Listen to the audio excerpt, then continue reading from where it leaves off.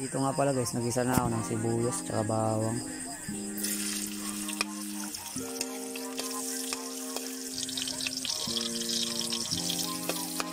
Mabilisang gisa lang yan. Kasi sinunod ko na itong mga limango na may konting alikumo. Tapos pinakuluan ko nga una ito sa tubig. Nilagyan ko ng asin. Tapos tinakpan ko lang yan saglit. Takpan na pagkakulo niyan, pagka wala ng tubig, tinunod ko na itong Sprite. Pero kung nga ilagay yung Sprite, tinakpan ko lang yan ulit.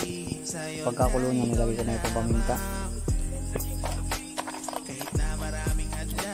Nilagyan mo na lang ito ng magic sarap. Tapos ulit ko itong asukal. Pagkakulo niyan, nilagay ko na itong ketchup. Sinubos ko dito yung sampak.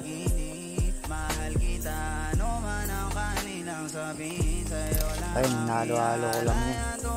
Tapos nilagyan ko ng sili para may sipa. Ayun na guys, finish product.